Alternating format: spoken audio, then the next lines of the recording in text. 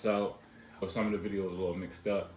Apologize for that, but I'm trying to just get everything that I think is beneficial to the next person out about how I lost my 120 pounds, so I can go ahead and do the content I'm truly interested in, which is breaking down certain topics and going over things like autotrophy or the benefits of fasting or benefits of cold showers and things of that nature. Different things that kind of change how your brain is receiving signaling and how your body is receiving signaling to kind of fortify yourself, make yourself stronger mentally and physically. Talk about when I grew up as a child, I didn't have the best dieting tactics or knowledge of nutrition, and that's what ended up leading me to the situation of having to lose 120 pounds.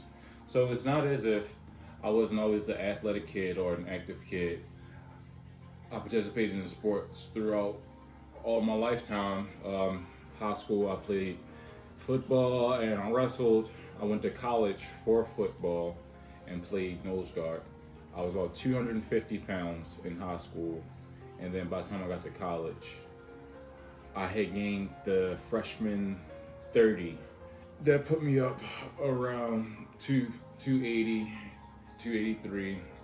But over time, I just, with that bad diet indoctrination that I had from a kid and carrying it forward, I never learned the skills to properly eat. Like the missing key to even my athletic performance or my overall health is that I didn't control. I was a binge eater, ate a lot when I could eat, and it's not how you should eat. It wasn't a good relationship with food, and cultivating a positive relationship with food, I say, is the number one thing that anybody can do. And it doesn't matter whether you're a vegan or you're a carnivore or whatever type of diets are out there. I just say those two because they're furthest from each other. But it doesn't necessarily matter what diet you have, as long as you develop a good relationship with why you eat and when you eat and how often you eat. I think that is the overall message that my whole transformation can provide, is that if you focus on the diet, the rest of it comes easy. The workouts, those were something that I always participated in. So growing up, being an athlete, you're always in some program, and I just have very good ones. I've had some of the best programs out there to take, and so I know how to build muscle and workouts and things of that nature. That's just something that just comes along with being an athlete. You innately kind of have those things. But as far as health and nutrition and furthering my knowledge in that, even when I learned about it in college, I didn't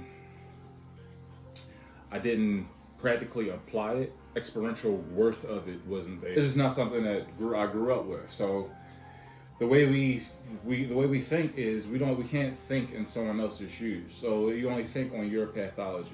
My belief systems for how I thought, how I eat was how I got thus far. So being a big guy,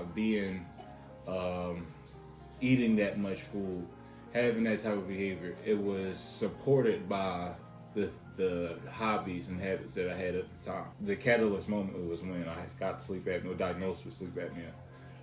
The reason I got diagnosed with sleep apnea is that people would record me sleeping, and then they would just be concerned that I would stop breathing in my sleep. Once they recorded and I saw how bad my sleep was,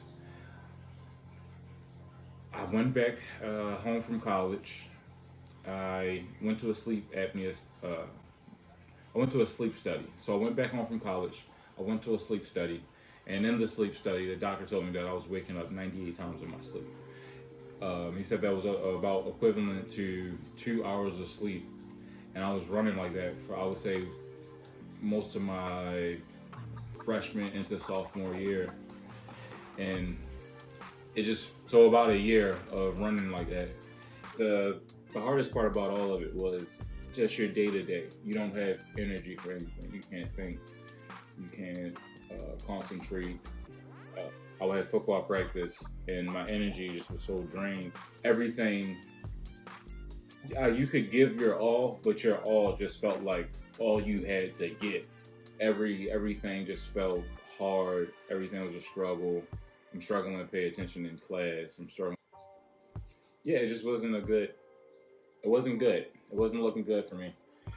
Once I got back home, they gave me a CPAP machine, and the CPAP machine is nothing but a machine that goes around your face while you sleep, and then helps you breathe while you sleep. It basically forces the air, and some of them force the air straight down. Some of them allow flow back and forth.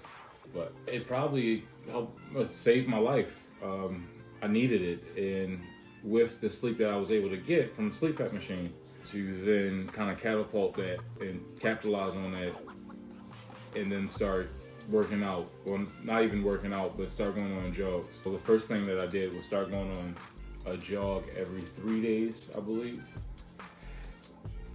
Yeah, a jog every 3 days. I think the first jog wasn't even a whole mile. It was 0.98. I was winded. I took breaks. Yeah, it was my first jog. I never was a big jogger, so I can't even say first jog since then or first jog since whenever. I was always get in the gym, powerlifting, and I would try to compensate with doing athletic activities like I go play rec basketball or something like that, and I always compensated in that way instead of actually going and doing some type of cardio. Just make sure I'm physically active in some way, shape, or form, and that's just how I always balanced it. But like I said, about getting to college, my intake of food,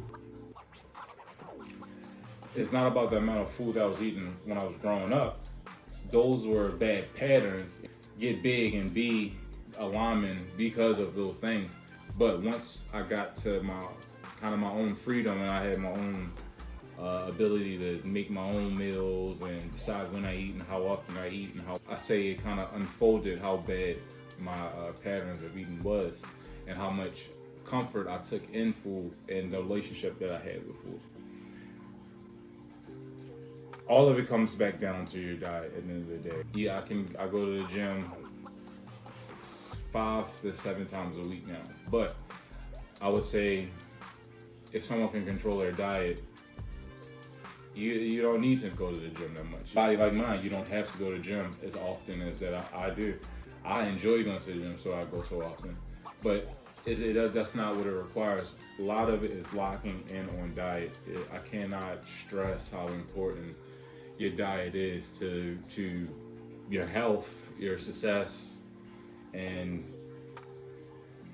it's everything. Your diet is everything. It's not something that I understood growing up. I would even say, like, me being me now, if I eat the wrong thing, I can feel my mood change, and it's based off the signal that I'm getting from my stomach.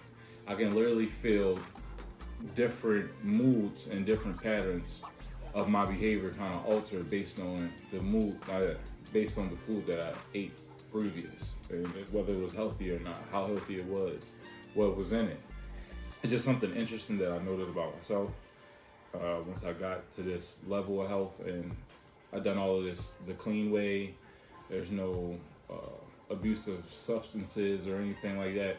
This was all purely off of clocking in, going to the gym, a lot of nutrition, a lot of knowledge or information. It took a lot of information to get to the point that where I am, and it just was collecting that information over time, more and more and more and more. And it's been a 7-year process of just cultivating myself. And throughout this whole process, it's just been it's been transformative to me, just to see how many people you can impact just by the interactions that you do on a day-to-day basis, or seeing how much your interaction on a day-to-day basis actually matters, and how much you can contribute to your family, to society, to anybody, just by being yourself and having something you stand for, having something you believe in, having a passion towards something.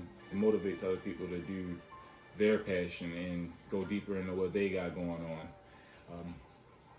The only reason I know this is through experience, and the way I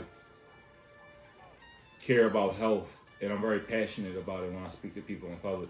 So I wouldn't even say care about health, care about developing human nature and human behavior, and just seeing what is most optimal for everybody. And because I think it's a solution out there for everybody, whether you're, you carnivore diet and you want to eat a lot of meats, and or you want to go to the other side of the spectrum and join myself, who only eats whole food plant-based diet. And I know that those two things are like far, and there's many diets in between, but I think with applying certain practices and the right maintenance in certain areas, you can optimize any type of diet and living, any type of lifestyle that you want. It's just about putting in the proper effort and proper research. Yeah, so that's basically why I kind of do what I do. I just want to be a resource to the next person to, develop their health. Not only develop their health, but with the other information that I have, develop their business. If they want to take a health-based business and cultivate it into something or a representation of how they live and how they want to present themselves, then I would absolutely support it. Here's a resource. Reach out to me. If you want free consulting, all you have to do is like the video, share it, and comment done. And then free consulting. Bada boom, bang. All you gotta do is like the video, share it, comment done. That's it. Free consulting. Or if you just like the video, I appreciate it.